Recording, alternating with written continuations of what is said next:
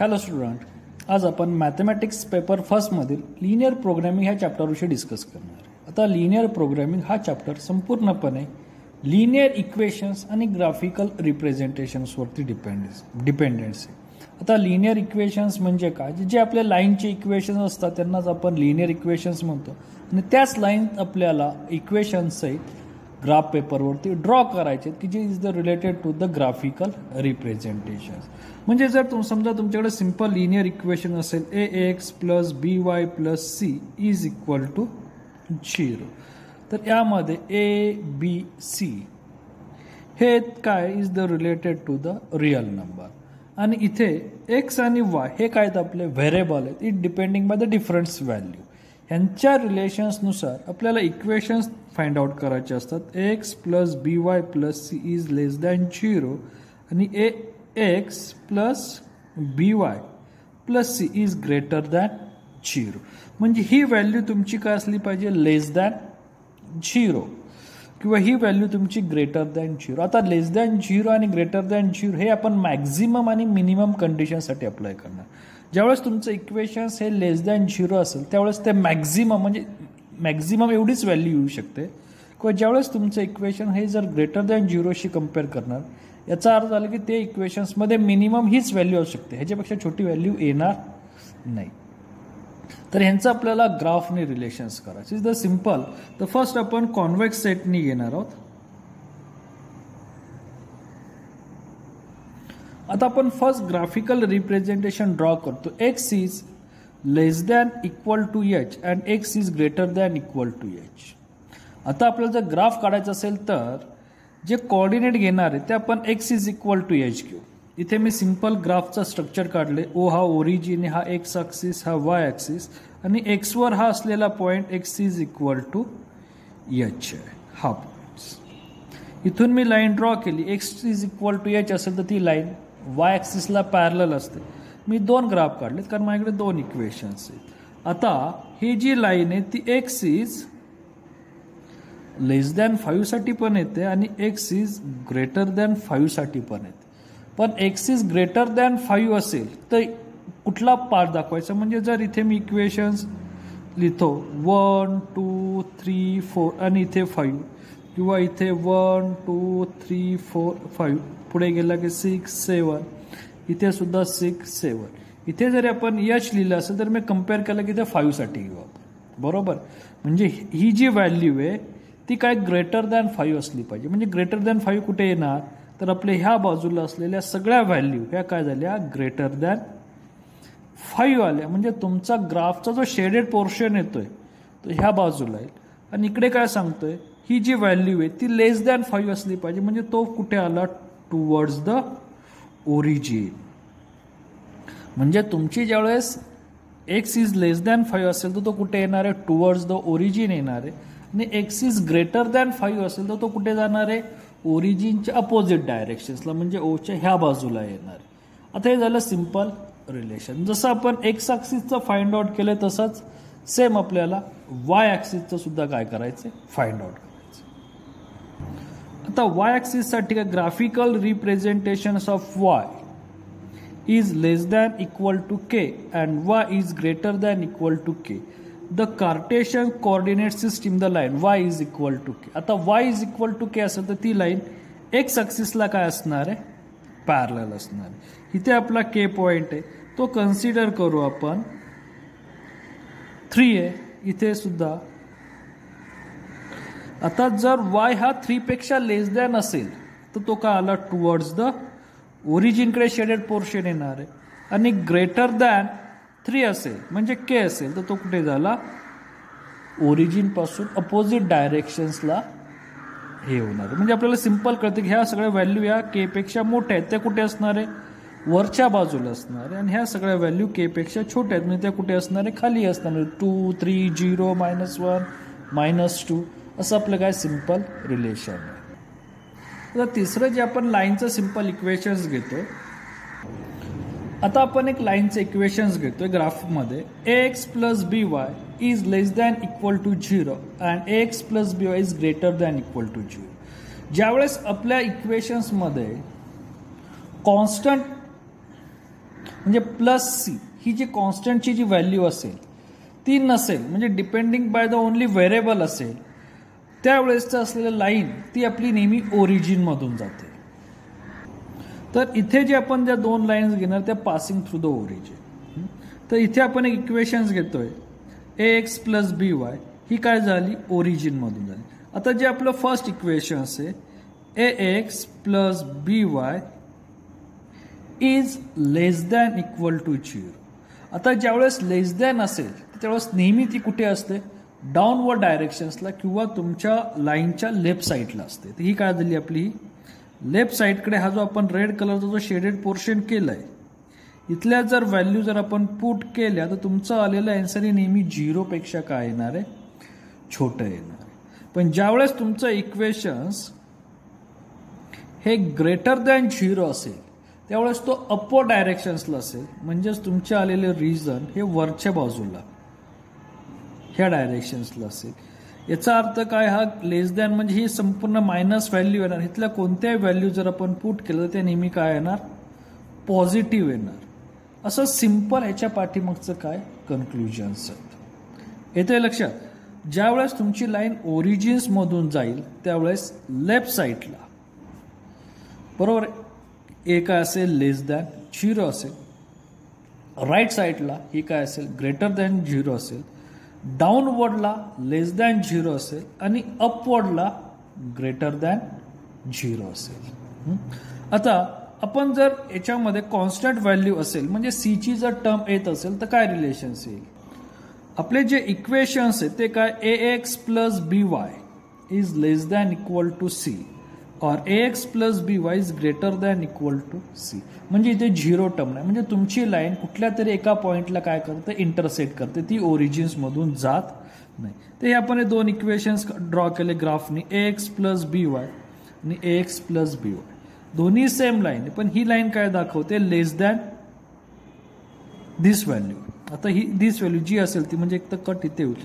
ज्यावेळेस लेस दॅन असेल त्यावेळेस तो काय येतो ओरिजिनकडे येतो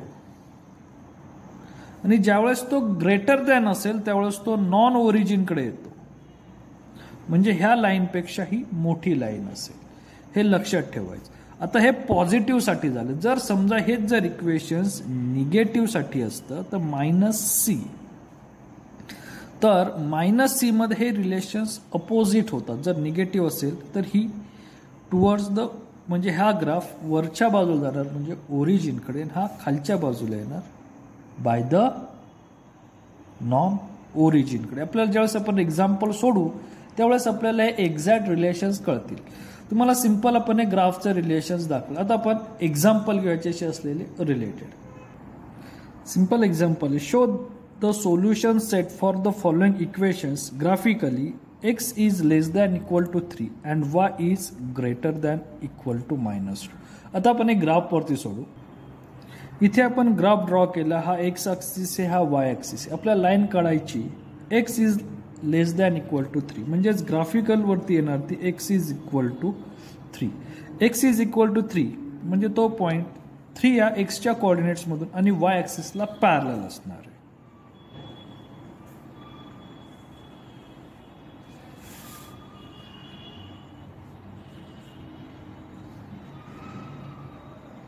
एक्स इज इक्वल टू 3. आता आपलं रिलेशन्स काय, एक्स इज लेस दॅन 3. जर लेस दॅन असेल तर तो कुठे जाणार आहे ओरिजिनकडे, म्हणजे तुमचा जो शेडेड पोर्शन येतोय तो कुठे येणार आहे ह्या बाजूला. हा पोर्शन्स काय एक्स इज लेस दॅन और इक्वल टू 3 म्हणजे हा 1.2.0 -1 -2 हे सगळे लेस दॅन 3च असणार आहे ना. म्हणून आपलं जे रिझन येतंय ते इकडे येते. आता जे आपण दुसरं एक्झाम्पल पाहिलं होतं ते आपण पाहू. दुसरं example y is greater than -2. ग्राफमध्ये जर रिलेशन आलं y इज इक्वल टू -2 म्हणजे तुमचा पॉईंट हा yच्या -2 पॉईंट्स मधून आणि एक्सला पॅरलल आहे. म्हणजे तुमची लाईन ही अशी ड्रॉ येते.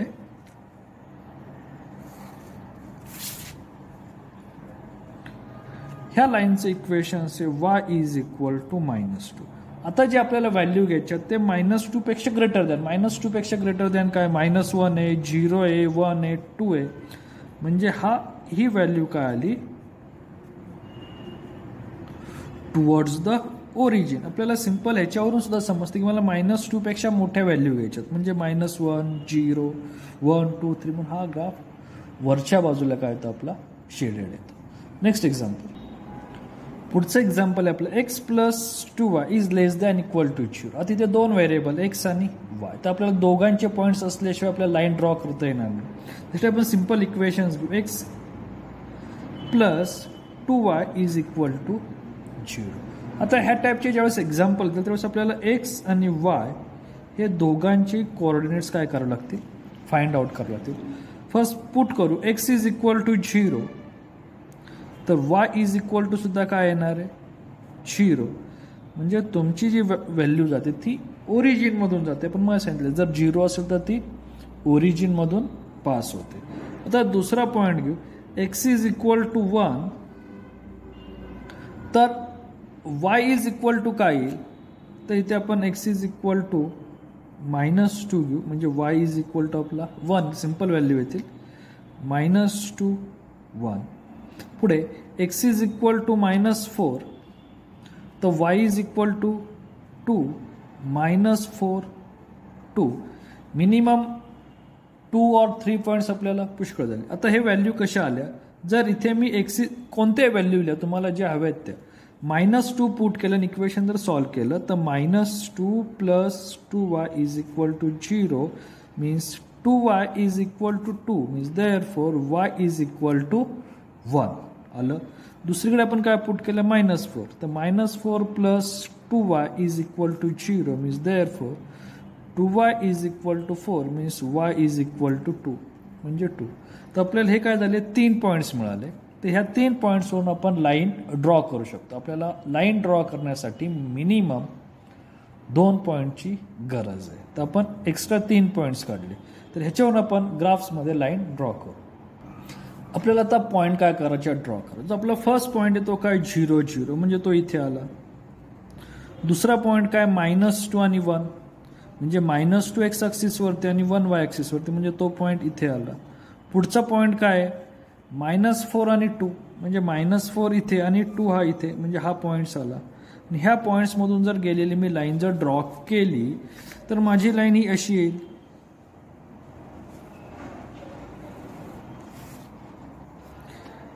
ह्या लाईनचं असलेलं इक्वेशन्स काय आहे x + 2y is equal to 0.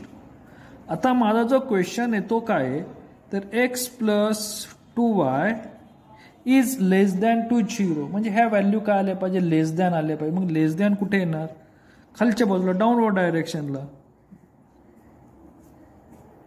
तर हा माझा काय तो संपूर्ण असलेला रिजन तयार झाला इज डाऊनवर्ड डायरेक्शन. तर ते सिंपल आपलं काय हा ग्राफ ह्या प्रमाणे तयार. लेस दॅन असेल तर आपण खालच्या बाजूला घेणार. आता ह्याच्यावरचं आपण एक दुसरं एक्झाम्पल घेऊ. जर समजा तुमचं equation 2x + 3y greater than equal to 6 असेल तर येणारं ग्राफिकल रिप्रेझेंटेशन काय असेल. आता एक्झाम्पल आहे 2x + 3y greater than equal to 6. जर draw the line 2x + 3y equal to 6 ह्याने आपल्याला लाईन ड्रॉ करायची. त्यासाठी आपल्याला कोऑर्डिनेट्स पाहिजेत. मग इथे मी x y आणि त्या दोघांपासूनचे कोऑर्डिनेट x आणि y घेतो. जर x 0 असेल तर y काय येणार आहे 2 मीन्स 0 and 2 आणि जर y 0 असेल तर x काय येणार आहे 3 0. सिंपल इक्वेशन्स पुट करा. x इज इक्वल टू 0 म्हणजे राहिला काय +3y y divided by y is equal to 6 divided by 3 means 2 आलं. y ची व्हॅल्यू जर 0 पुट केली तर काय आलं 2x इक्वल टू 6 म्हणजे x is equal to 3. Simple इक्वेशन्सने एकदा x 0 घ्यायचं एकदा y 0 घेऊन आपल्याला कोऑर्डिनेट्स भेटतील. म्हणजे तुम्हाला 2 कोऑर्डिनेट्स आले 0 2 आणि 3 0. आपल्याला लाईन ड्रॉ करण्यासाठी मिनिमम 2 पॉईंट्स पाहिजेत. आता आपले जे 2 पॉईंट्स आले होते ते 2 पॉईंट्स आपण इथे पुट करू. आपला जो पहिला पॉईंट आहे 0 2 म्हणजे x ॲक्सिसला 0 आणि y ॲक्सिसला 2 म्हणजे इथे आला. आपला दुसरा पॉइंट आहे 3 0, म्हणजे तो एक्स ॲक्सिसला 3 आणि वाय ॲक्सिसला 0, म्हणजे तो इथे आला. आणि इथून ह्या 2 पॉइंट्स मधून जर गेलेली लाईन ड्रॉ केली